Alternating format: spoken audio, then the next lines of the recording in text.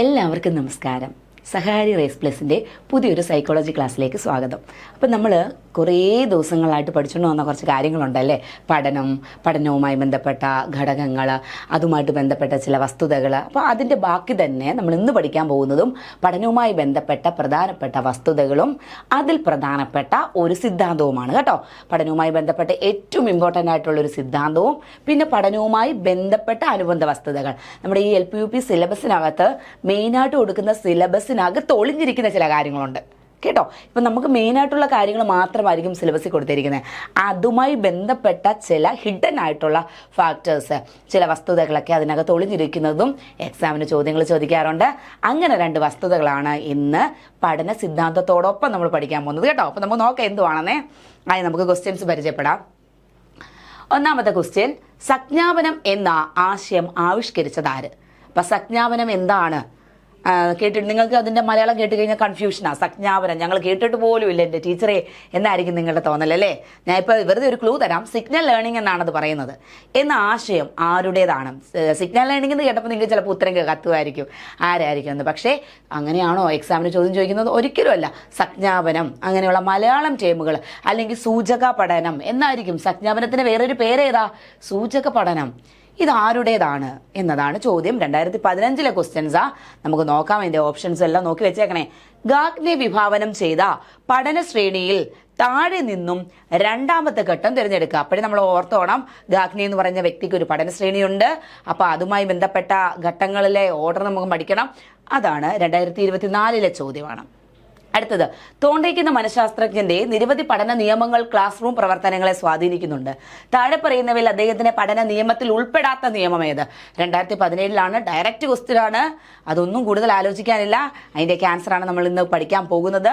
അടുത്തതാണ്, പഠന നിയമത്രയത്തിൽ ഉൾപ്പെടാത്തത് ഏത്? അദ്ദേഹത്തിന്റെ പഠന നിയമത്രയങ്ങളുണ്ട്, അതിൽ ഉൾപ്പെടാത്തത് ഏത്? 2025 ക്വസ്റ്റ്യൻ ആണ്, ലേറ്റസ്റ്റ് ക്വസ്റ്റ്യൻ ആണ്. അതും നമുക്ക് പഠിക്കാനുണ്ട്. ആ തിയറിയാണ് നമ്മൾ ഇന്ന് പഠിക്കാൻ പോകുന്നത്. അപ്പോൾ അതിൻ്റെയൊക്കെ ആൻസർ അറിയണമെന്നുണ്ടെങ്കിൽ ക്ലാസ് ഫുള്ള് കേൾക്കണം, പഠിക്കണം. കുട്ടികളിൽ സർഗാത്മകത പരിപോഷിപ്പിക്കുന്നതിന് ഏറ്റവും അനുയോജ്യമായ സമീപനം ഏത്? 2016 ചോദ്യമാണ്. സർഗാത്മകത എന്ന് പറയുന്നത് ഞാൻ പറഞ്ഞില്ല, ഒരു ഹിഡൻ ആയിട്ട് കിടക്കുന്ന ഒരു പോർഷനാണ് നമ്മുടെ LP-UP സിലബസിനകത്ത്. LP-യിലായാലും UP-യിലാണെങ്കിലും വളരെ ഹിഡൻ ആയിട്ട് കിടക്കുന്ന ഒരു ഇമ്പോർട്ടൻ്റ് ആയിട്ടുള്ള ഒരു സിലബസ് ആണിത്, ടോപ്പിക്കാണിത്. അതുകൊണ്ട് ഇതും വളരെ ഇമ്പോർട്ടൻ്റ് ആണ്. അപ്പോൾ അതിനെക്കുറിച്ചൊക്കെ നമുക്ക് അറിയേണ്ടത്. അടുത്തതാണ് അതീത ചിന്ത എന്ന ആശയം. അതീത ചിന്ത എന്ന് പറയുന്ന ഒരു വളരെ ചെറിയൊരു ടോപ്പിക് ആണെങ്കിൽ കൂടിയും അതിനകത്തുനിന്ന് മാക്സിമം ആൻസർ ക്വസ്റ്റ്യൻസ് വരാൻ ചാൻസ് ഭയങ്കര കൂടുതലാണ്. അതീത ചിന്ത എന്താണെന്നൊന്നും ചിലപ്പോൾ അറിയത്തില്ല. മെറ്റാ കൊഗ്നീഷൻ എന്നൊക്കെ അതിൻ്റെ ഇംഗ്ലീഷ് ടേം, അത് മാത്രമേ എല്ലാവർക്കും അറിയുന്നേ. എൻ്റെ മലയാളം ടേം ഒന്നും നമുക്ക് അത്ര ക്ലിയർ ആയിട്ട് കിട്ടത്തില്ല. അത് 2020 ചോദ്യമാണ്. അത് നമുക്ക് പഠിക്കണം. അതിനെക്കുറിച്ചൊക്കെയാണ് നമ്മുടെ ക്ലാസ്സിൽ നിന്ന് പഠിക്കുന്നത്. സർഗാത്മകതയ്ക്ക് 4 ഘടകങ്ങൾ ഉണ്ടെന്ന് ടോറൻസ് എന്ന് പറയുന്ന ശാസ്ത്രജ്ഞൻ അഭിപ്രായപ്പെട്ടു. താഴെ പറയുന്നവയിൽ സർഗാത്മകതയുമായി ബന്ധപ്പെട്ട ടോറൻസിന്റെ അഭിപ്രായത്തിലുള്ള 4 ഘടകങ്ങൾ ഏതെന്ന് 2017 ചോദ്യമാണ്. അപ്പോൾ അത് നമുക്ക് നോക്കണം. സർഗാത്മകതയുടെ അടിസ്ഥാനം എന്ന് വിശേഷിപ്പിക്കുന്ന ചിന്താ പ്രക്രിയ ഏത്? സർഗാത്മകതയുടെ അടിസ്ഥാനം എന്ന് വിശേഷിപ്പിക്കാവുന്ന ചിന്താ പ്രക്രിയ ഏത്? അതിനും 4 ഓപ്ഷനുണ്ട്. 2020 ചോദ്യമാണ്. അപ്പോൾ സർഗാത്മകത എത്രമാത്രം ഇമ്പോർട്ടൻ്റ് ടോപ്പിക്കാണെന്ന് നിങ്ങൾ ഓർത്ത് നോക്കി. അടുത്ത ചോദ്യം 2024 ഒരു വ്യക്തി എങ്ങനെ അറിവ് ശേഖരിക്കുന്നു? ആ അറിവ് ഉപയോഗിച്ച് തൻ്റെ ചിന്തകളെ എങ്ങനെ അദ്ദേഹം നിയന്ത്രിക്കുന്നു? അതത്രയും ആ ഒരു ചിന്തകളെക്കുറിച്ച് ധാരണയായതിനാൽ അതീത ചിന്ത എന്നത് ഒരു ഉയർന്ന ചിന്താശേഷിയാണ്. താഴെ പറയുന്നവയിൽ അതീത ചിന്തയുമായി ബന്ധപ്പെട്ട പ്രക്രിയ തലങ്ങൾ ഏതൊക്കെ? അപ്പോൾ അതീത ചിന്ത എന്താണെന്നാണ്. അതീത ചിന്തയുമായി ബന്ധപ്പെട്ട 4 പ്രക്രിയ ഘട്ടങ്ങൾ കാണും. 4, 3, 2 ഒക്കെ കാണും. അപ്പോൾ അതൊക്കെ എന്താണെന്നാണ് നമ്മൾ അറിയേണ്ടത്. 2024 ചോദ്യമാണ്. ഇതൊക്കെ വളരെ സിമ്പിൾ കുഞ്ഞു ടോപ്പിക് ആയതുകൊണ്ട് ഇത് ഇഗ്നോർ ചെയ്ത് നിങ്ങൾ കളയാനുള്ള ചാൻസ് ഭയങ്കര കൂടുതലാണ്. പക്ഷേ പറയാൻ പറ്റത്തില്ല, അതിനകത്തുനിന്നായിരിക്കും ഏറ്റവും കൂടുതലെന്നല്ല, അതിനകത്തുനിന്നായിരിക്കും ചിലപ്പോൾ നമ്മളുടെ റാങ്ക് മേക്കിംഗ് ആയിട്ടുള്ള ഒരു ക്വസ്റ്റ്യൻസ് ചിലപ്പോൾ കയറി വരുന്നത്. അപ്പോൾ അതിനെക്കുറിച്ചെല്ലാം നമുക്ക് പഠിക്കണ്ടേ. നമ്മൾ ആദ്യം ഇന്ന് പഠിക്കാൻ പോകുന്നത് പഠന ശ്രേണിയെക്കുറിച്ചാണ്. എന്താണ് പഠന ശ്രേണി എന്നതാണ്. നമുക്കറിയാം, പഠനം എന്ന് പറയുന്നത് ഒരു സങ്കീർണമായ പ്രക്രിയ. ലളിതമായിട്ടുള്ള പ്രക്രിയ ആണോ? അങ്ങനെയല്ല. വളരെ ബേസ് ആയിട്ടുള്ള ഒരു ലളിതമായ ഘട്ടം മുതൽ വളരെ സങ്കീർണമായ ഒരു ഘട്ടം വരെ നീണ്ടു നിൽക്കുന്ന വളരെയധികം ഒരു വലിയ ശ്രേണിയാണ് പഠന പ്രക്രിയ എന്ന് പറയുന്നത്. 1956 അമേരിക്കൻ മനഃശാസ്ത്രജ്ഞനായ റോബർട്ട് M. ഗാഗ്നെയാണ് പഠന പ്രക്രിയയെ അപഗ്രഥിച്ച് അതിന് പ്രധാനപ്പെട്ട 8 ഘട്ടങ്ങളുണ്ടെന്ന് പറഞ്ഞത്. 1962 പ്രസിദ്ധീകരിച്ച ദ കണ്ടീഷൻസ് ഓഫ് ലേണിംഗ് എന്ന പുസ്തകത്തിലാണ് അദ്ദേഹം ഈ പഠന പ്രക്രിയയുമായി ബന്ധപ്പെട്ട ഈ സിദ്ധാന്തത്തെ പഠന ശ്രേണി എന്ന് അഭിപ്രായപ്പെട്ടത്. അല്ലെങ്കിൽ ഈ സിദ്ധാന്തത്തെ അദ്ദേഹം അറിയപ്പെട്ട പേരെന്തുവാ? പഠന ശ്രേണി, ഹെറാർക്കി ഓഫ് ലേണിംഗ്. 1962 അദ്ദേഹത്തിന്റെ ടെക്സ്റ്റാണ് കണ്ടീഷൻസ് ഓഫ് ലേണിംഗ്. ഏറ്റവും ഇമ്പോർട്ടൻ്റ് ആയിട്ടുള്ള അദ്ദേഹത്തിന്റെ ടെക്സ്റ്റിലായിരുന്നു. അദ്ദേഹം 1962 പഠന പ്രക്രിയ അപഗ്രഥിച്ച് അതിന് പ്രധാനപ്പെട്ട 8 ഘട്ടങ്ങളുണ്ടെന്നും അതൊരു സിദ്ധാന്തമായിട്ട് പഠന ശ്രേണി എന്ന സിദ്ധാന്തത്തിൽ അറിയപ്പെട്ടിരിക്കുന്നുവെന്നും പറഞ്ഞ് ആ ഒരു ഗ്രന്ഥത്തിൽ അത് ഉൾപ്പെടുത്തി. എന്താണ് ഇനിയും പഠന ശ്രേണി എന്നതാണ് നമ്മൾ പഠിക്കാൻ പോകുന്നത്. റോബർട്ട് എം ഗാഗ്നെ 1956 അമേരിക്കൻ മനഃശാസ്ത്രജ്ഞനാണ്. ഈ ഒരു 1956 മുതലേ അദ്ദേഹം ഈ പഠന പ്രക്രിയ അപഗ്രഥിച്ചു തുടങ്ങി. അങ്ങനെയുള്ള അദ്ദേഹത്തിന് അപഗ്രഥനം കണ്ടെത്തലുകളെല്ലാം കൂടെ ചേർത്താണ് പഠന ശ്രേണി എന്ന ആ ഒരു സിദ്ധാന്തത്തെ 1962 തൻ്റെ പ്രസിദ്ധീകരിച്ച പുസ്തകമായ കണ്ടീഷൻസ് ഓഫ് ലേണിംഗിൽ അദ്ദേഹം ഉൾപ്പെടുത്തിയത്. അദ്ദേഹം പറഞ്ഞ ആ പഠന ശ്രേണിയെ നമുക്ക് നോക്കാം. എത്ര ഘട്ടങ്ങളുണ്ടെന്ന് പറഞ്ഞു? അതിനകത്ത് 8 ഘട്ടങ്ങളുണ്ടെന്ന് പറഞ്ഞു. അതിലെ ഏറ്റവും അടിസ്ഥാനപ്പെട്ടതും ഏറ്റവും ആദ്യത്തെ ഘട്ടം എന്ന് പറയുന്നതാണ് നമ്മൾക്ക് എല്ലാവർക്കും ഉള്ളതാ സൂചക പഠനം, അല്ലെങ്കിൽ സംജ്ഞാ പഠനം, അല്ലെങ്കിൽ സിഗ്നൽ ലേണിംഗ് എന്ന് പറയും. എന്ന് വെച്ചാൽ നമ്മളിപ്പോൾ ഒരു സ്റ്റിമുലസ് നൽകി, നമ്മളൊരു ചോദകം നൽകി, ആ ചോദകത്തിനനുസരിച്ച് നമുക്ക് എന്തുണ്ടായി? പ്രതികരണം ഉണ്ടായി. അത് സാധാരണ രീതിയിലുള്ളൊരു പ്രതികരണമല്ല, വൈകാരിക പ്രതികരണം. തൊട്ടിലേക്ക് കിടക്കുന്ന ഒരു കുഞ്ഞ് അതിങ്ങനെ കിടന്ന് കരഞ്ഞുകൊണ്ടിരിക്കുക. അപ്പോൾ കരഞ്ഞുകൊണ്ടിരിക്കുമ്പോൾ അമ്മ ഓടിച്ചെന്ന് അതിനെ നോക്കി. അമ്മയെ കണ്ട ഉടനെ വൈകാരികമായിട്ടുള്ള റെസ്പോൺസ്. കരഞ്ഞുകൊണ്ടിരിക്കുന്ന കുഞ്ഞെന്തോ ചെയ്തു? പെട്ടെന്ന് ചിരിച്ചു. നമ്മുടെ കണ്ണിലോട്ടൊരു ലൈറ്റ് അടിക്കുക. ലൈറ്റ് അടിക്കുമ്പോൾ നമ്മൾ എന്തോ ചെയ്യും? കണ്ണ് പെട്ടെന്ന് അടയ്ക്കും. ഇതെല്ലാം നമ്മുടെ ബയോളജിക്കൽ പരമായ, നമ്മുടെ വൈകാരികപരമായ, 2 രീതിയിലും പറയാം. ബയോളജിക്കലായിട്ടുള്ളതും വരാം, അതല്ലാതെ നമ്മുടെ വൈകാരികപരമായിട്ടുള്ള റെസ്പോൺസുകൾക്ക് പ്രാധാന്യം കൊടുക്കുന്ന ഘട്ടമാണ് സൂചക പഠനം എന്ന് പറയുന്നത്. ഇപ്പോൾ ഒരു കൊതുക് വന്ന് നമ്മളെ കുത്തി, നമുക്ക് ചൊറിയുന്നല്ലേ, നമ്മളെന്തുവാ ബയോളജിക്കൽ പരമാണ്, നമുക്ക് ആ ചൊറിച്ചിൽ അനുഭവപ്പെട്ടു. അപ്പോൾ നമ്മുടെ തലച്ചോറെന്ന് പറഞ്ഞു, എന്നാൽ അവിടെ ഒന്ന് ചൊറിയാം, അല്ലെങ്കിൽ അവിടെ ഒന്ന് തൂത്ത് കളയാം, അവിടെ ഒന്ന് കഴുകാം. ഇതൊക്കെ ബയോളജിക്കൽ പരമായിട്ടുള്ള ഒരു റെസ്പോൺസാണ് അവിടെ നടന്നുകൊണ്ടിരിക്കുന്നത് കേട്ടോ. ഇപ്പോൾ ഒരാൾ എന്നെ അടിച്ചു, അപ്പോൾ എനിക്ക് അടിച്ചു കഴിഞ്ഞപ്പോൾ അതുവരെ ചിരിച്ചുകൊണ്ടിരുന്നത് എനിക്ക് തിരിച്ച് നല്ല ദേഷ്യം വന്നു, ഞാനും തിരിച്ച് ദേഷ്യപ്പെട്ടു. അത് ഇമോഷണലായിട്ടുള്ള റെസ്പോൺസാണ്. അത്തരത്തിൽ ഒരു ചോദകത്തിനനുസരിച്ച് നമുക്ക് വൈകാരികപരമായോ ബയോളജിക്കൽ പരമായോ നൈസർഗികപരമായോ ഉണ്ടാകുന്ന ആ റെസ്പോൺസുകൾ അടങ്ങിയ ഘട്ടമാണ് ഇതെന്ന് പറയുന്നത് സൂചക പഠനം, സംജ്ഞാ പഠനം എന്ന് പറയുന്നത്. ഓക്കെ, അപ്പോൾ അത് ഓർത്തോണം. ഏറ്റവും കൊച്ചു കുഞ്ഞുങ്ങളിലായിരിക്കുമല്ലോ, കൊച്ചു കുഞ്ഞുങ്ങളിലോ അടിസ്ഥാനപരമായിട്ട് വളർന്നു നമ്മുടെ ഒരു പഠനശ്രേണി ആരംഭിക്കാൻ പോകുന്നതിന് മുൻപ്, അല്ലെങ്കിൽ സങ്കീർണമായ പല ഘട്ടങ്ങളിലേക്കും ഒരു വ്യക്തി കടക്കുന്നതിന് മുമ്പ് പ്രാഥമികമായി അവരിൽ ഉണ്ടാകുന്ന പഠനമാണ് ഏത്? സൂചക പഠനം. കുഞ്ഞുങ്ങളിലാണ് കൂടുതലും എന്നോർത്ത് വെക്കുക കേട്ടോ. അടുത്തതാണ് രണ്ടാമത്തത്. ഓപ്ഷൻസ് എക്സാമ്പിൾ നമ്മൾ പറഞ്ഞു. രണ്ടാമത്തതാണ് എക്സാമ്പിൾ നിങ്ങൾ ഒന്നുകൂടെ നോക്കിക്കോ. Okay, example നോക്കിക്കോണേ. രണ്ടാമത്തതാണ് ചോദക പ്രതികരണ പഠനം, സ്റ്റിമുലസ് റെസ്പോൺസ് ലേണിംഗ്. അത് നമ്മൾ ഈ പറഞ്ഞതുപോലെ തന്നെയാണ്. നമ്മുടെ ഓരോ സന്ദർഭത്തിനും അനുസരിച്ചുള്ള ചോദകങ്ങൾ നൽകുമ്പോൾ വ്യത്യസ്തമായ പ്രതികരണങ്ങൾ ഉണ്ടാവുമല്ലോ.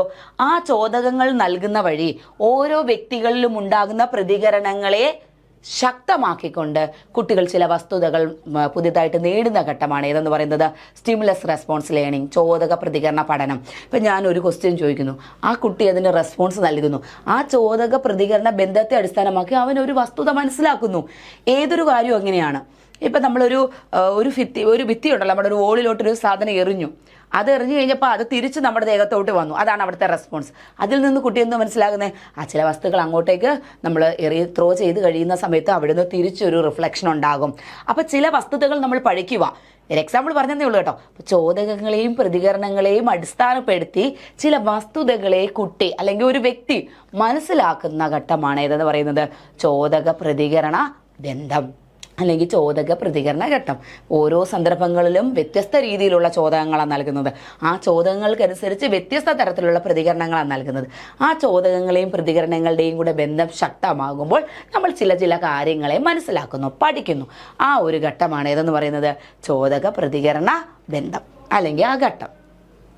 ഓക്കെ, മൂന്നാമത്തെ ഘട്ടമാണ് ശൃംഖലനം, ശ്രേണീ പഠനം എന്ന് പറയും. ഞാൻ പറഞ്ഞല്ലോ, ചോദകം കൊടുത്തു, അതിന് റെസ്പോൺസ് കിട്ടി. ആ ചോദക പ്രതികരണ ബന്ധത്തെ അടിസ്ഥാനമാക്കി എനിക്ക് കുറച്ച് കാര്യങ്ങൾ മനസ്സിലായി. അങ്ങനെ ഒരു വട്ടം മനസ്സിലായി. പല സന്ദർഭങ്ങളിലാവുമ്പോൾ പുതിയ ഓരോ വസ്തുതകൾ മനസ്സിലാവത്തില്ലേ? മനസ്സിലാവുമോ ഇല്ലയോ? ഉറപ്പായിട്ടും മനസ്സിലാവുന്നുണ്ട്. അങ്ങനെ നേടുന്ന കണ്ടും കേട്ടും തൊട്ടുനോക്കിയും മണത്തുനോക്കിയും നമ്മുടെ സാഹചര്യങ്ങളിൽ പെരുമാറിയും ഒക്കെ മനസ്സിലാകുന്ന ഈ വസ്തുതകളെ നമ്മളിൽ ഒരു മാലയ്ക്കകത്ത് മുത്തു കോർക്കുന്നത് പോലെ ചേർത്ത് ചേർത്ത് വെക്കുന്നു. ആ ഒരു സ്റ്റേജാണ് ശ്രേണി പഠനം, ശൃംഖലനം എന്ന് പറയുന്നത്. കണ്ടും കേട്ടും പഠിച്ച കാര്യങ്ങളെ ആദ്യം ഒരു വര വരയ്ക്കാൻ പഠിക്കുന്നു, പിന്നീട് വീണ്ടും ഒരു വര വരയ്ക്കാൻ പഠിക്കുന്നു, വീണ്ടും ഒരു വര വരച്ചു, 3 ലൈൻ ആയപ്പോഴത്തേന് അതെന്തോ ആയി, ത്രികോണമായി. ത്രികോണത്തിൻ്റെ ഈ ഒരു ലൈൻ അളന്ന് നോക്കി, അപ്പുറത്തെ ലൈൻ അളന്ന് നോക്കി, അപ്പുറത്തെ ലൈൻ അളന്ന് നോക്കി, ഈ 3 ലൈനും അളന്ന് നോക്കി. അപ്പോൾ ഓരോ പഠിക്കുന്ന കാര്യങ്ങളെ നമ്മൾ കോർത്ത് വെക്കുക. 90 ഡിഗ്രി കുറഞ്ഞതുണ്ട്, 90 ഡിഗ്രി കൂടുതലുണ്ട്, 180 ഡിഗ്രി കുറഞ്ഞതുണ്ട്. അപ്പോൾ ഓരോ വസ്തുതകളെ നമ്മുടെ കയ്യിലോട്ട് അളന്ന് നോക്കി നമ്മൾ വെച്ചിരിക്കുക, അല്ലേ? ശരിയല്ലേ? അപ്പം നമ്മുടെ ഒരു മാലയ്ക്കകത്ത് എങ്ങനെയാണോ ഓരോ മുത്തുകളും ഓരോ വിവരങ്ങളാണെന്ന് ഓർക്കുക. ഓരോ മുത്തുകളും ഇങ്ങനെയാണോ കോർത്ത് വെച്ചിരിക്കുന്നത്, അതേപോലെ നമ്മൾ ഓരോ സന്ദർഭത്തിലും നൽകുന്ന സ്റ്റിമുലസിനനുസരിച്ച് അവിടെ നിന്ന് ലഭിക്കുന്ന റെസ്പോൺസും അനുസരിച്ച് അവിടെ ഓരോ കാര്യങ്ങൾ പഠിക്കുക. ഒരു സാഹചര്യത്തിൽ നിന്ന് ഒരു കാര്യം പഠിച്ചു, അവിടെ സ്റ്റിമുലസ് റെസ്പോൺസ് ഉണ്ടായി, ഞാനൊരു കാര്യം പഠിച്ചു. അടുത്ത സന്ദർഭത്തിലും സ്റ്റിമുലസ് റെസ്പോൺസിൻ്റെ അടിസ്ഥാനത്തിൽ ഞാനൊരു വസ്തുത പഠിച്ചു, അടുത്തടുത്തും പഠിച്ചു. ആ പഠിച്ച ഓരോ കാര്യങ്ങളെയും ഞാൻ ചേർത്ത് ഒരു മുത്തുമാല പോലെ തയ്യാറാക്കി വെക്കുന്ന ഒരു ഘട്ടമാണ് ഏതെന്ന് പറയുന്നത് ശ്രേണി പഠനം, ശൃംഖലനം. ക്രമബന്ധമായി കറക്റ്റ് ഓർഡറിൽ നമ്മൾ കോർത്ത് വെക്കുന്നു. ഓക്കെ, അടുത്തതാണ് ഭാഷാപര സംയോജനം അല്ലെങ്കിൽ വചന സഹചരത്വം. അപ്പോൾ ഇത്രയും കാര്യങ്ങൾ നമ്മൾ സ്റ്റിമുലസും റെസ്പോൺസും കിട്ടി, അതിൽ നിന്ന് വസ്തുതകളൊക്കെ പഠിച്ചു, ശൃംഖലനത്തിലൂടെ വസ്തുതകളെ ഇങ്ങനെ മാല പോലെ നമ്മൾ കൂട്ടിച്ചേർത്ത് വെച്ചു. ഇനി എങ്ങനെയാണെന്നറിയാമോ, നമ്മുടെ മനസ്സിലുള്ള ആശയങ്ങൾ, നമ്മൾ ഈ മനസ്സിൽ ഇങ്ങനെ കൂട്ടിച്ചേർത്ത് വെച്ചേക്കുന്ന ആശയങ്ങളെ പിന്നീട് അവ കണ്ടില്ലെങ്കിൽ പോലും, നമ്മുടെ മുൻപിൽ ഇല്ല, പ്രത്യക്ഷത്തിൽ അവ നിലനിന്നില്ലെങ്കിൽ പോലും നമ്മുടെ മനസ്സിലുള്ള അത്തരം ആശയങ്ങളെ ഭാഷയിലൂടെ പുനഃസൃഷ്ടിക്കുന്ന ഘട്ടമാണ് ഇത്. അപ്പോൾ അവയുമായി ബന്ധപ്പെട്ട വസ്തുതകളെ നമ്മൾ എന്തോ ചെയ്യും. ഇപ്പം ഞാൻ നിങ്ങളുടെ മുമ്പിൽ ത്രികോണം കാണിച്ചോ, ത്രികോണത്തിൻ്റെ ലൈനിൻ്റെ കാര്യം പറഞ്ഞില്ലേ ഞാൻ, പക്ഷേ പറഞ്ഞോ, എൻ്റെ മനസ്സിലെ ആശയങ്ങളല്ലേ ഞാൻ പറഞ്ഞത്. അപ്പം ഞാനിങ്ങനെ ഓരോരോ ത്രികോണത്തെക്കുറിച്ചും ലൈനിനെക്കുറിച്ചും ഒക്കെ പഠിച്ച് പറഞ്ഞു വെച്ചിരിക്കുന്ന കാര്യങ്ങളെ ചേർത്ത് മാല പോലെ എൻ്റെ മനസ്സിൽ വെച്ചേക്കുമായിരുന്നു. എന്ന് പറഞ്ഞ് ഞാനിപ്പോൾ നിങ്ങളെ ത്രികോണം കാണിച്ചില്ല, നമ്മൾ ത്രികോണം വരച്ചില്ല. പക്ഷേ ആ ഒരു വസ്തുതയുടെ പ്രസൻസ് ഇല്ലാതെ പോലും, നിലവിൽ അതില്ലാഞ്ഞിട്ട് പോലും എൻ്റെ മനസ്സിൽ കിടന്ന ആ ആശയങ്ങളെ ഞാൻ ഭാഷയിലൂടെ നിങ്ങൾക്ക് പ്രസൻറ്റ് ചെയ്ത് തന്നില്ലേ.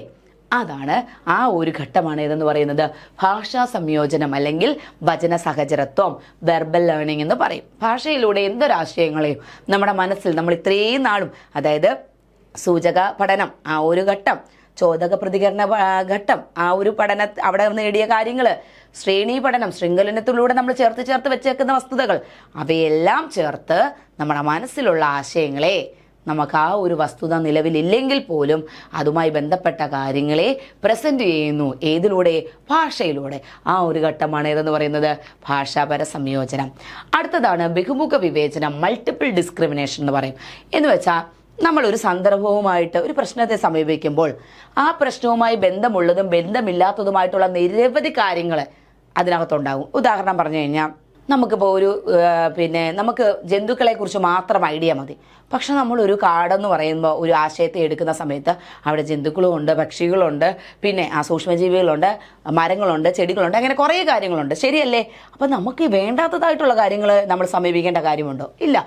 നമുക്ക് ഒരുപാട് വസ്തുതകൾ ക്ലബ് ചെയ്ത് തന്നേക്കുക, കൂട്ടം കൂട്ടി മിക്സ് ചെയ്ത് തന്നേക്കുക. പക്ഷെ നമുക്ക് അതിൽ നിന്നും നമ്മുടെ പ്രശ്നത്തിന് ഉതകുന്ന രീതിയിൽ, സന്ദർഭത്തിന് അനുയോജ്യമായ രീതിയിൽ ആരെയാണ് വേണ്ടത് അതിനെ മാത്രം തിരഞ്ഞെടുക്കുന്ന ഘട്ടം, അതിനുള്ള ശേഷി, അതിനുള്ള ഒരു വ്യക്തിയുടെ ശേഷി ആർജിക്കുന്ന ഒരു പഠനഘട്ടമാണ് ഏതെന്ന് പറയുന്നത് ബഹുമുഖ വിവേചനം.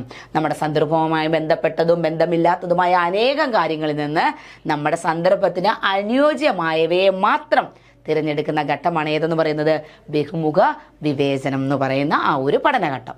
അതൊരു 5ാം ക്ലാസ്സൊക്കെ ആകുമ്പോഴത്തേന് കുട്ടികൾക്ക് ഉറപ്പായിട്ടും ഉണ്ടാവും. 4ാം ക്ലാസ് തൊട്ടേ ബഹുമുഖ വിവേചനത്തിലൂടെ കാര്യങ്ങൾ കൈകാര്യം ചെയ്യും. ഇപ്പോഴെന്ന് പറയുമ്പോൾ 3, 4, 5 ക്ലാസ്സുകളിലെല്ലാം ഓക്കെയാണ്. അടുത്തതാണ് കൺസെപ്റ്റ് ലേണിംഗ്, ആശയ പഠനം എന്ന് പറയുന്നത്. ഓക്കെ, നമ്മൾ നമ്മുടെ സംവേദനത്തിലൂടെ, അതായത് കണ്ടും കേട്ടും മനസ്സിലാക്കിയും പ്രത്യക്ഷണമൊക്കെ നടത്തിയും മനസ്സിലാക്കിയ നമ്മുടെ കാര്യങ്ങളെ ശരിയായ ഉദാഹരണങ്ങൾ സഹിതം നമ്മൾ ക്രോഡീകരിച്ച് അതിന് ഉദാഹരണങ്ങൾ സഹിതം അതൊന്ന് ചെക്കൊക്കെ ചെയ്ത് വിലയിരുത്തി ആ ആശയങ്ങളെ ക്രോഡീകരിച്ച് പുതിയ നിയമങ്ങൾ നിർമ്മിക്കുന്ന ഘട്ടമാണ് ഏതെന്ന് പറയുന്നത് കൺസെപ്റ്റ് ലേണിംഗ്, ആശയപഠനം എന്ന് പറയുന്നത്. പിന്നെ ഞാൻ കാണുന്നതും ഞാൻ കേൾക്കുന്നതും ഞാൻ തൊട്ടു നോക്കുന്നതുമായിട്ടുള്ള കാര്യങ്ങളെ എനിക്കൊരു പ്രത്യക്ഷണം നടന്നു, ഓക്കെ ഇന്ന ഇന്ന കാര്യങ്ങളാണെന്ന് എനിക്ക് മനസ്സിലായി. എന്നെങ്കിലും അതിനെ ഞാനൊരു എക്സാമ്പിൾ ഇട്ടത് ചെക്ക് ചെയ്യേണ്ടേ? പലതരം ഉദാഹരണങ്ങൾ നിരത്തി ഞാൻ ആ ഒരു ആശയത്തെ ഓക്കെ ഈ ആശയം ഇന്നതാണ് എന്നങ്ങ് സമർത്ഥിച്ചു. അത്തരത്തിൽ ആ ആശയം രൂപീകരിക്കുന്ന ഘട്ടമാണ് കൺസെപ്റ്റ് ലേണിംഗ് എന്ന് പറയുന്നത്. നമ്മൾ ഇത്രയും മനസ്സിലാക്കിയാൽ മതി. ചോദകങ്ങൾ വഴിയും അതിലൂടെ ഉണ്ടാകുന്ന പ്രതികരണങ്ങളെ അടിസ്ഥാനമാക്കി ഒരുപാട് വസ്തുതകൾ എൻ്റെ കൈവന്നു. അതിങ്ങനെ മുത്തുമാലകൾ പോലെ ശ്രേണി പോലെ അതായത് ശ്രേണി പോലെ എന്ന് വെച്ചാൽ എന്താ, ക്രമബന്ധിതമായിട്ട് മുത്തുകൾ പോലെ അറേഞ്ച് ചെയ്ത് വെച്ചിരിക്കുകയാണ്, ശൃംഖലനം നടത്തി വെച്ചിരിക്കുകയാണ്. എന്നാൽ അവ ഓരോന്നിനെയും പല എക്സാമ്പിൾ വെച്ചിട്ട് ചെക്ക് ചെയ്ത് അതിനെല്ലാം കൂടെ ചേർത്ത് പൊതുവായ ചില നിയമങ്ങൾ രൂപീകരിക്കുന്ന ഘട്ടമാണ് ഏതെന്ന് പറയുന്നത് ആശയപഠനം, കൺസെപ്റ്റ് ലേണിംഗ് എന്ന് പറയുന്നത്. ഓക്കെ ആണേ, നിങ്ങൾക്ക് അറിയാലോ പലതരത്തിലുള്ള കൺസെപ്റ്റ്.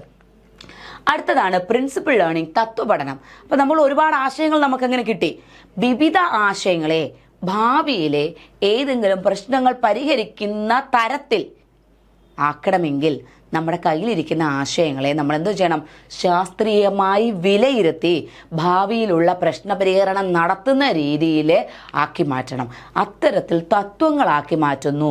അത് ആ ഒരു ഘട്ടമാണ് പ്രിൻസിപ്പിൾ ലേണിംഗ്. വിവിധ ആശയങ്ങളെ ശാസ്ത്രീയ രീതിയിൽ വിലയിരുത്തി ഭാവിയിലെ ഏത് പ്രശ്നത്തിനും പരിഹാരം നൽകാൻ പറ്റുന്ന രീതിയിലുള്ള രൂപത്തിലേക്ക്, അങ്ങനെയുള്ള ഫാക്റ്റുകളുടെ രൂപത്തിലേക്ക്, അങ്ങനെയുള്ള തത്വങ്ങളുടെ രൂപത്തിലേക്ക് മാറ്റുന്ന ഘട്ടമാണ് പ്രിൻസിപ്പിൾ ലേണിംഗ് എന്ന് പറയുന്നത്. നമ്മുടെ മനസ്സിലും നമ്മുടെ കയ്യിലൊക്കെ ഒരുപാട് ആശയങ്ങളുണ്ട്. എന്നാലും ഈ ആശയങ്ങൾക്കൊക്കെ ഒരു വസ്തുനിഷ്ഠത വേണ്ടേ, അതിനൊരു ശാസ്ത്രീയമായ അടിത്തറ വേണ്ടേ?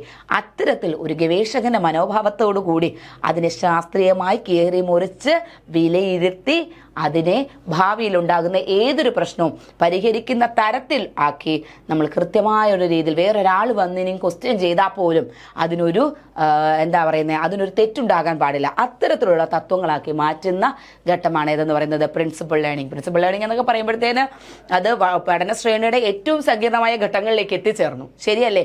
ആ ഒരു ഘട്ടം എന്ന് പറയുമ്പോൾ കൂടുതലും ഗവേഷകന്മാർക്കും ശാസ്ത്രജ്ഞന്മാർക്കും ഒക്കെ അവരൊക്കെ ഏറ്റവും കൂടുതൽ അവർ കൈകാര്യം ചെയ്യുന്ന ഒരു ഘട്ടമാണിത്. ഓക്കെ, അതാണ്.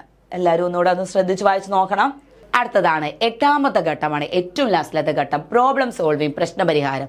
നമ്മൾ ആദ്യം നമുക്ക് ആശയരൂപീകരണം നടന്നു. പിന്നെ ആശയങ്ങളെയെല്ലാം നമ്മൾ എന്തോ ചെയ്യുന്നു, നമ്മൾ ശാസ്ത്രീയമായ രീതിയിൽ അവലോകനം ചെയ്തു, തത്വങ്ങൾ രൂപീകരിച്ചു. ഈ തത്വങ്ങൾ ഉപയോഗിച്ച് നമ്മുടെ ഭാവിയിൽ ഉണ്ടാകുന്ന ഏത് പ്രശ്നങ്ങൾ പരിഹരിക്കുന്നതിന് വേണ്ടിയിട്ട് അത്തരത്തിൽ പഠനം നമ്മൾ എന്തിനു വേണ്ടിയിട്ട് ആ തത്വങ്ങൾ രൂപീകരിച്ച് ഭാവിയിൽ ഉണ്ടാകുന്ന ഏത് പ്രശ്നങ്ങളും പരിഹരിക്കുന്നതിന് വേണ്ടിയിട്ട്. അത്തരത്തിൽ നമ്മുടെ ഗാഗ്നയുടെ പഠന ശ്രേണിയുടെ ഏറ്റവും ഉയർന്ന ഘട്ടമാണ് ഇത് പ്രശ്നപരിഹാരം എന്ന് പറയുന്നത്, പ്രോബ്ലം സോൾവിങ് എന്ന് പറയുന്നത്. പഠന പ്രക്രിയയുടെ ഏറ്റവും ലളിതമായ സൂചകഘട്ടം മുതൽ ഏറ്റവും നാം നേടിയ എല്ലാത്തരം വിവരങ്ങളും എല്ലാം കോർത്തിണക്കി തത്വങ്ങൾ രൂപീകരിച്ച് നമ്മുടെ ഭാവിയിലെ ഏതൊരു സന്ദർഭത്തിനും ആ പ്രശ്നപരിഹാരം നടത്തുന്നതിന് വേണ്ടിയിട്ട് രൂപീകരിക്കപ്പെട്ട ഒരു ഘട്ടമാണ് ഏതെന്ന് പറയുന്നത് പ്രശ്നപരിഹാര ഘട്ടം എന്ന് പറയുന്നത്, അല്ലെങ്കിൽ പ്രോബ്ലം സോൾവിങ് എന്ന് പറയുന്നത്. വായിച്ചു നോക്കണേ. പഠന പ്രക്രിയയുടെ ഏറ്റവും ലളിതമായ സൂചകഘട്ടം മുതൽ നാം നേടിയ എല്ലാത്തരം ആശയങ്ങളെയും അനുയോജ്യമായ സന്ദർഭങ്ങളിൽ പ്രയോഗിക്കുന്നതിന് വേണ്ടിയിട്ട് ഏതൊരു വ്യക്തിക്കും ഉണ്ടാകുന്ന ഒരു ഘട്ടമാണ് പ്രശ്നപരിഹാര ഘട്ടം. നമുക്കെല്ലാം പ്രശ്നം പരിഹരിക്കുന്നതിന് വേണ്ടിയിട്ടൊരു സ്റ്റേജ് ഉണ്ടല്ലേ? പ്രശ്നമില്ലാത്ത ആരെങ്കിലും ഉണ്ടോ? നമ്മുടെ ആ സ്റ്റേജിൽ നിൽക്കുമ്പോൾ നമ്മുടെ ആ പ്രശ്നങ്ങളെല്ലാം നമ്മൾ സോൾവ് ചെയ്യണമെങ്കിൽ നമ്മുടെ ആ ഒരു ഏറ്റവും ബേസ് ലെവലിൽ നിന്ന് നമുക്കുണ്ടാകുന്ന വൈകാരികമായിട്ടുള്ള റെസ്പോൺസ് തുടങ്ങി ഈ തത്വങ്ങൾ രൂപീകരിച്ച ആ ഐഡിയാസ് എല്ലാം നമ്മൾ എവിടെ കൊണ്ട് അപ്ലൈ ചെയ്യും?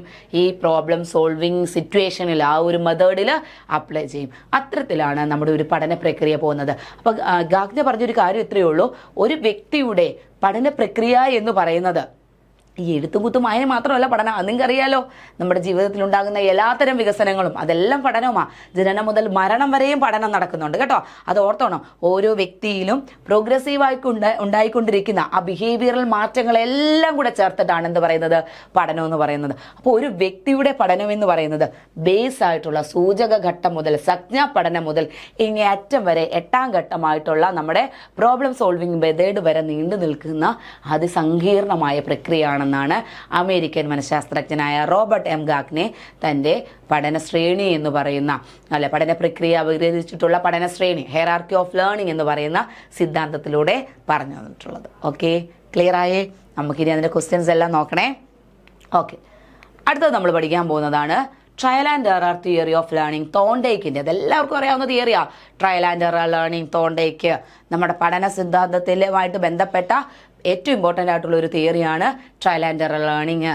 നമുക്ക് പൂച്ചയുടെ ഒരു കൂടും ഒക്കെ നിങ്ങളുടെ മനസ്സിലേക്ക് വന്ന് കാണുമല്ലേ, ഉറപ്പല്ലേ? ഓക്കെ, നമുക്ക് നോക്കാം. ശ്രമപരാജയ സിദ്ധാന്തം, ചോദക പ്രതികരണ സിദ്ധാന്തം, ബന്ധസിദ്ധാന്തം, SR തിയറി, അതൊക്കെ നിങ്ങൾക്ക് ഓർമ്മയുണ്ടല്ലോ.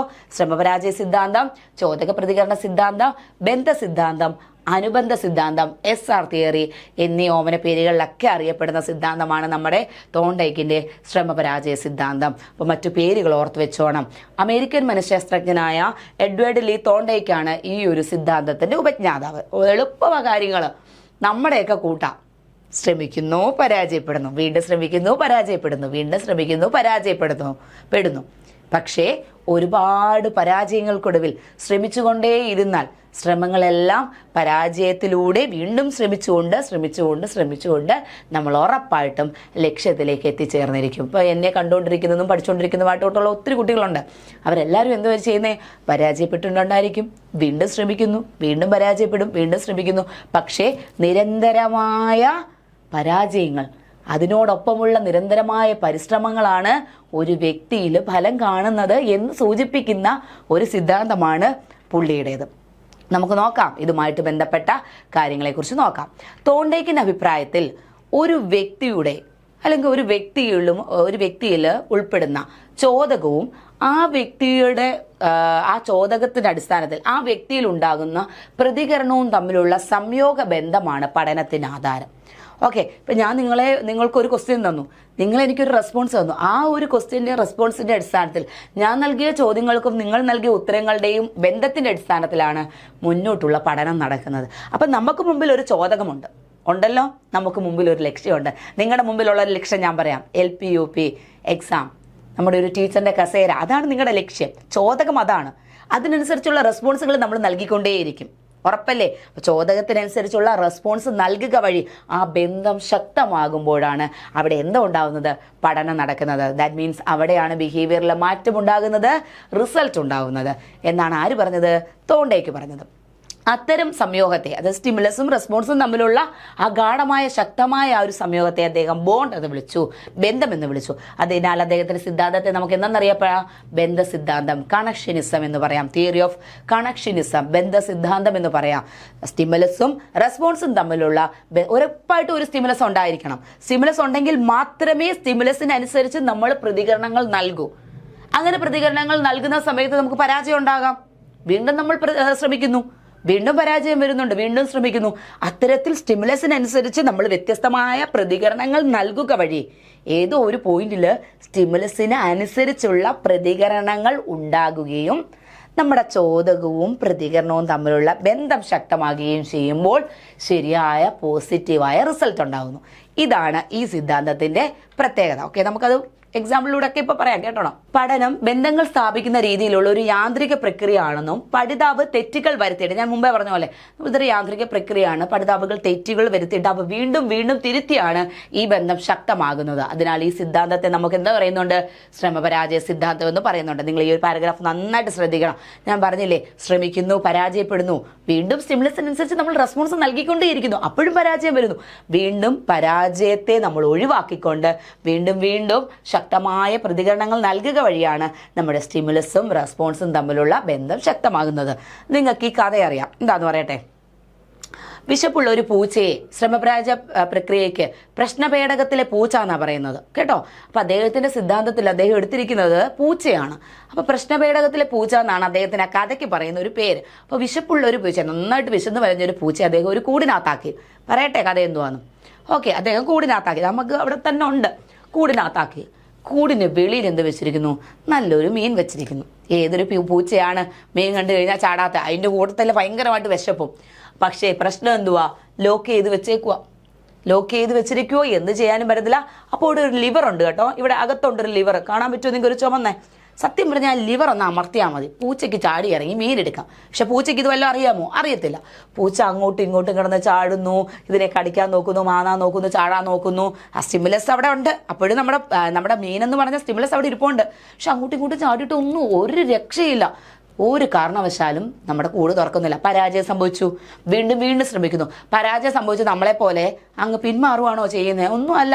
സ്റ്റിമുലസ് എന്ന് പറയുന്ന അതിൻ്റെ ലക്ഷ്യത്തിലേക്ക് എത്തുന്നതിന് വേണ്ടി പൂച്ച വീണ്ടും വീണ്ടും എന്തോ ചെയ്തുകൊണ്ടിരുന്നു, ശ്രമിച്ചുകൊണ്ടേയിരുന്നു, ചാടിക്കൊണ്ടിരുന്നു, വീണ്ടും വീണ്ടും ചാടിക്കൊണ്ടിരുന്നു. ഏതോ ഒരു പോയിന്റ് വന്ന സമയത്ത് ഒത്തിരി ശ്രമങ്ങൾക്കൊടുവിൽ പൂച്ചയുടെ കൈതട്ടി ഈ ലിവർ ഒന്ന് ഓപ്പൺ ആയപ്പോഴത്തേന് ഉറപ്പായിട്ടും പൂച്ച ചാടിപ്പോയിട്ട് ആ സ്റ്റിമുലസ് എടുത്തു. മനസ്സിലായോ? അപ്പോൾ നിങ്ങളൊരു കാര്യം ചിന്തിക്കുക, നമുക്ക് ഒരുപാട് ശ്രമങ്ങൾ നടത്തുമ്പോഴാണ്, ശ്രമങ്ങൾ നടത്തി പരാജയം സംഭവിച്ചാലും വീണ്ടും വീണ്ടും ശ്രമങ്ങൾ നടത്തിയിട്ടാണ് നമ്മളുടെ ആ ഒരു ചോദകവും നമ്മൾ അവിടെ ആ പൂച്ച ചെയ്തുകൊണ്ടിരിക്കുന്ന ആ ഒരു റെസ്പോൺസ് എല്ലാം തമ്മിൽ ശക്തമായത്. എങ്കിൽ മാത്രമേ ആ സ്റ്റിമുലസിനടുത്തോട്ട് എത്താൻ വേണ്ടി പറ്റുള്ളൂ. അപ്പം നമുക്കും ഇതുപോലെ തന്നെയാണ്. ഒരുപാട് പരാജയങ്ങൾ നടന്നു കഴിഞ്ഞാലും നമ്മൾ എന്തോ ചെയ്തുകൊണ്ടിരിക്കണം, വീണ്ടും വീണ്ടും ശ്രമിച്ചുകൊണ്ടിരിക്കണം. അടുത്തൊരു ക്ലാസ്സിൽ പുതിയൊരു ടോപ്പിക്കുമായിട്ട് നമുക്ക് കാണാം. Thank you.